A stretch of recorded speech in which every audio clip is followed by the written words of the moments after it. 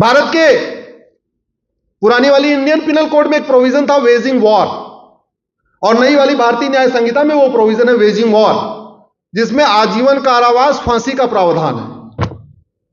भारत में सबसे कम यूज होने वाला जो सेक्शन है वो है वेजिंग वॉर। कभी लगता ही नहीं, बस पढ़ा हुआ है, पहले भी पढ़ा था, आज भी पढ़ा, कभी लगता ही नहीं। धर्मांतरण एक इनडायरेक्ट वॉर है, अप्रत्यक्ष युद्ध है। भारत की डेमोग्राफी को बदलने के लिए एक वॉर चलाया जा रहा है, वो है धर्मांतरण। इसलिए मैंने सुप्रीम कोर्ट से कहा कि आप धर्मांतरण को वेजिंग वॉर डिक्लेयर करिए, जिससे पूरे देश की पुलिस वेजिंग वॉर का सेक्शन लगाना शुरू कर दे। धर्मांतरण से बड़ा देशद्रोह कुछ है ही नहीं। भारत के लोगों को जो भारतीय संस्कृति को मानते हैं, भारत की परंपरा को मानते हैं, सर्वधर्म समभाव को मानते हैं, नारी तू नारायणी को मानते हैं, equality, justice, liberty, fraternity, unity, national integration को मानते हैं, उनको धोखा देके, लालच देके, साम दाम दंड भेद द्वारा हॉस्पिटल में लालच देके, इलाज का लालच देके, कोई और तरीके से फ्री का स्कूलिंग का लालच देके उनको फॉरेन रिलीजन में कन्वर्ट कर देना, ऐसे रिलीजन में कन्वर्ट कर देना जो संविधान को, जिसका बेसिक टेनेट हमारे संविधान के खिलाफ है। इससे बड़ा कोई देशद्रोह है क्या? जोर से बोलिए जरा। लेकिन हमने वेजिंग वॉर इसको डिक्लेयर ही नहीं किया। हमारे पास ऑर्गेनाइज क्राइम से निपटने के लिए कानून है।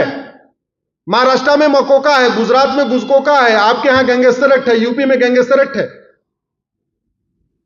आप मुझे बताइए, धर्मांतरण से ज्यादा ऑर्गेनाइज क्राइम कोई है क्या?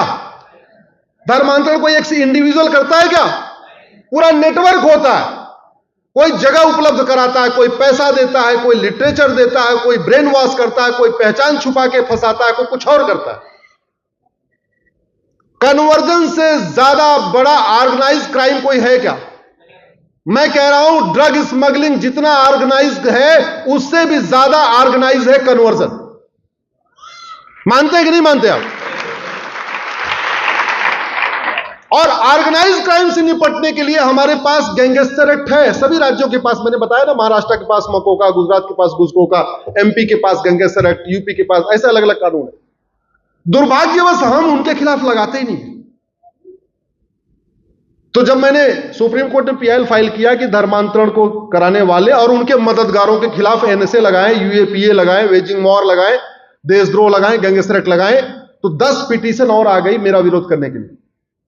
और जो पिटीशन विरोध करने के लिए आई है, उसमें भूतपूर्व कानून मंत्री, भूतपूर्व शिक्षा मंत्री, भूतपूर्व विदेश मंत्री, भूतपूर्व गृह मंत्री, भूतपूर्व वित्त मंत्री अपीयर होते हैं।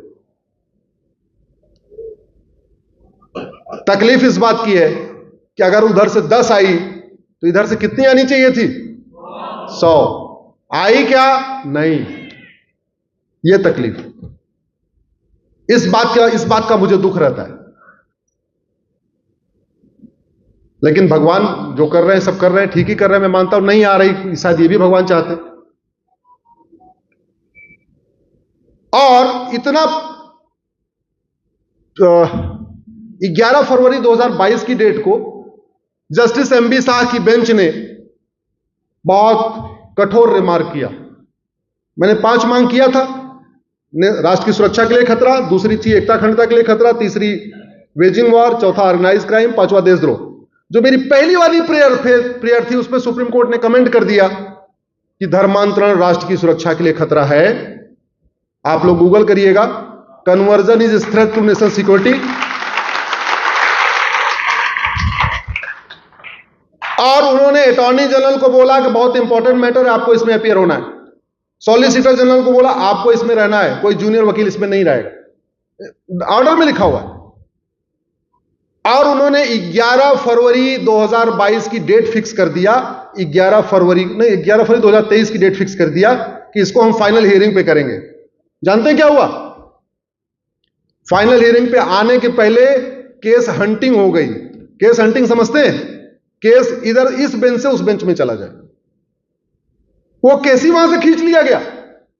कितनी स्ट्रांग लॉबी है, कितनी पावरफुल लॉबी है कि सुप्रीम कोर्ट में ये नियम है, हाई कोर्ट में भी ये नियम है।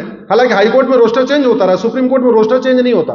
सुप्रीम कोर्ट में किसी जज ने पहली बार अगर केस सुन लिया तो जब तक वो रिटायर नहीं हो जाएगा वो केस उसके साथ ही चलेगा।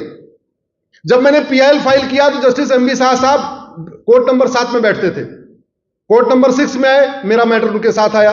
कोर्ट नंबर 5 में आया, मेरा मैटर उनके साथ आया। कोर्ट नंबर 4 में आए, मेरा मैटर उनके साथ आया। कोर्ट नंबर 4 में आके उन्होंने ऑर्डर कर दिया, अटॉर्नी जनरल रहेंगे, सॉलिसिटर जनरल रहेंगे, फाइनल हियरिंग करेंगे। 11 फरवरी की डेट फिक्स कर दिया, उनका मैटर उनसे खींच लिया गया और मेरा मैटर लगा दिया गया तीस्ता सीतलवाड़ के साथ। सुना होगा तीस्ता सीतलवाड़ का नाम आपने? तीस्ता सीतलवाड़ ने भारत के 7 राज्यों में धर्मांतरण विरोधी कानून है, उसको चैलेंज किया हुआ है। हमारी मांग बिल्कुल अलग है। हम चाह रहे हैं पूरे देश में एनएसए लगे, यूएपीए लगे, लेकिन मेरा मैटर उसके साथ लगा दिया गया और आपको जान के आश्चर्य होगा उसके बाद आज तक मैटर लगा ही नहीं। इसको कहते हैं केस हंटिंग।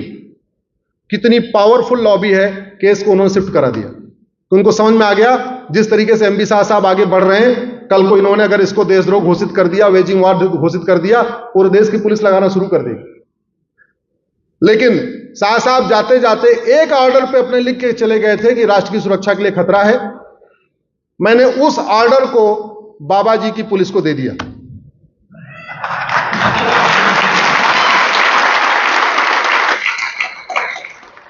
और उस ऑर्डर के सहारे यूपी में जब जब धर्मांतरण होता है, बाबा की पुलिस लगा देती है एनएसए।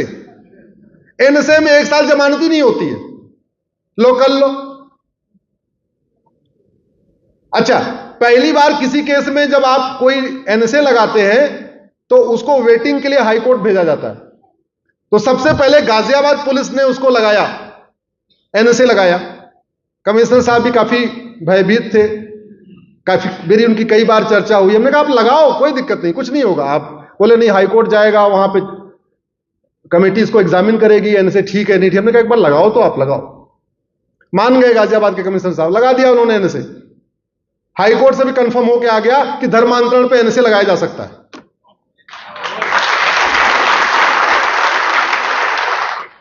तो अब आपके अगर क्षेत्र में धर्मांतरण हो रहा है तो आपने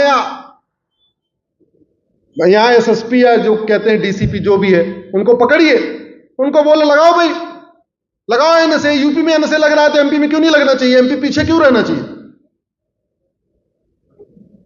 जिस दिन भारत में धर्मांतरण कराने वाले मिशनरियों, जिहादियों और उनके मददगारों पे एनएसए, यूएपीए, वेजिंग वॉर, देशद्रोह और गैंगस्टर एक्ट लगना शुरू हो जाएगा, मैं गारंटी के साथ कहता हूं धर्मांतरण करने की किसी की जरूरत नहीं पड़ेगी। कितना भी उसको पैसा आएगा वो धर्मांतरण नहीं कराएगा।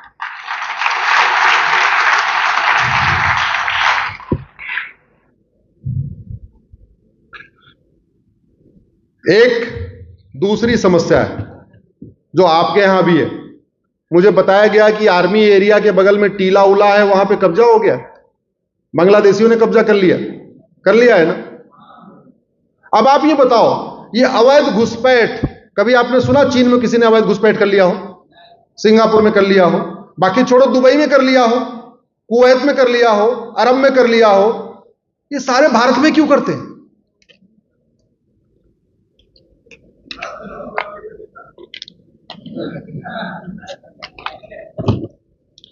याद रखिए, बीमारी डॉक्टर ठीक नहीं करता, बीमारी दवाई ठीक करती है।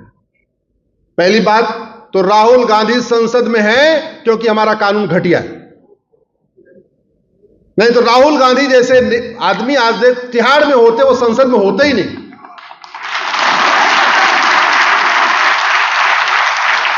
ये 1951 का रिप्रेजेंटेशन ऑफ पीपल एक्ट इतना घटिया है, एक पंजाब का खालिस्तानी संसद में पहुंच गया, एक कश्मीर का अलगाववादी संसद में पहुंच गया, जाति का जहर घोलने वाले संसद में जा रहे हैं, भाषा का जहर घोलने वाले संसद में जा रहे हैं, क्षेत्र का जहर घोलने वाले जा रहे हैं, सनातन धर्म को बांटने वाले संसद में जा रहे हैं। क्यों? क्योंकि कानून घटिया है।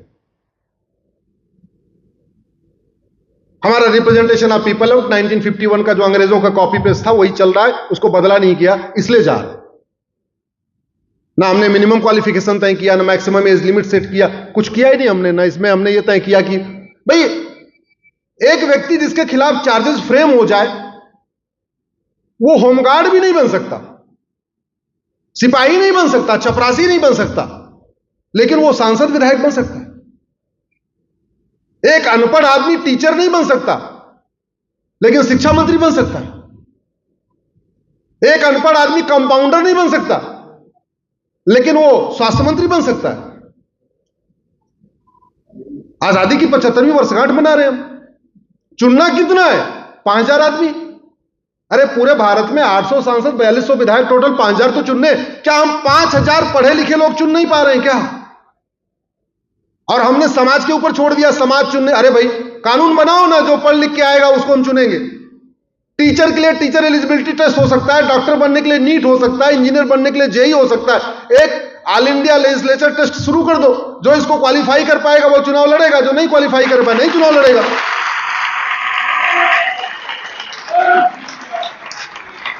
5 साल में 5000 चाहिए। अरे उससे ज्यादा हम हर साल 10,000 12,000 तो मेडिकल में चुन लेते हैं पढ़े लिखे, उससे ज्यादा हम तो जेई में चुन लेते हैं, इंजीनियर बना लेते हैं।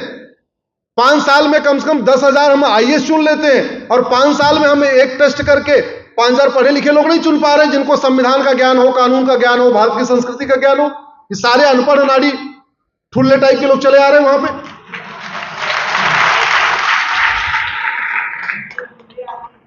मैं आपको बार बार एक चीज बता दूं, हो सकता है कुछ लोग हमसे असहमत हो।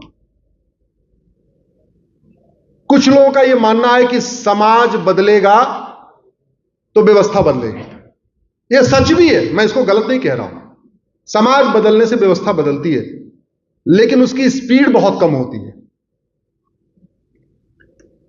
कानून बदलने से व्यवस्था बदलेगी, व्यवस्था बदलने से समाज बदलेगी, इसकी स्पीड बहुत फास्ट होती है। आप समाज को कहते रहो पढ़े लिखे लोगों को चुनो, पढ़े लिखे लोगों को चुनो। कोई 5 किलो चावल का वादा करेगा, कोई 8 किलो चावल का वादा कर देगा, कोई 10 किलो चावल का वादा कर देगा, कोई 1000 रुपए की स्कीम लाएगा, कोई 8,000 10,000 की ठकाठक स्कीम लाएगा। हो गए भाई। आम जनता को क्या पता कि भारत के ऊपर 225 लाख करोड़ का कर्जा। मेरी सर पीआईएल चल रही सुप्रीम कोर्ट में फ्रीबीज को रोकने के लिए। इस देश में फ्रीबीज चल क्यों रही है? क्योंकि हमने मैनिफेस्टो का कोई फॉर्मेट ही नहीं बनाया। तो मैंने पीआईएल फाइल किया कि एक यूनिफॉर्म मैनिफेस्टो तो बनाओ। मेरा यूनिफॉर्मिटी के ऊपर करीब सर 40 पीआईएल है। Uniform police code, uniform tax code, uniform business code, uniform election code, uniform citizenship code, ऐसे करके करीब 40 पीआईएल है। भाई अगर एक यूनिफॉर्म मैनिफेस्टो बना दिया जाए, सारे पॉलिटिकल पार्टियों के लिए उसी मैनिफेस्टो को भरना अनिवार्य कर दिया जाए, और उस मैनिफेस्टो में लिखा जाए कि जब चुनाव इलेक्शन हो रहा है स्टेट का, तो सबसे ऊपर आपको लिखना है कि आपके राज्य पे कर्जा कितना है। उसी में नीचे लिखना है कि आप वादा क्या क्या कर रहे हो, जो ये वादा कर रहे हो ये कितने लोगों को आप लाभ पहुंचाओगे। और जब लाभ पहुंचाओगे, मान लो आप स्कूटी का वादा कर रहे हो या जो भी वादा कर रहे हो, तो उसका बजट कितना आएगा। उसका बजट आएगा तो जो पुराना वाला 3 लाख करोड़ का कर्ज पहले ही चल रहा है, ये वाला कर्ज बढ़ेगा, उस कर्ज की भरपाई कैसे करोगे। एक यूनिफॉर्म मैनिफेस्टो कोड बना दो, मैं कह रहा हूं फ्रीबीज बंद हो जाएगी, बंद हो जाएगी फ्रीबीज।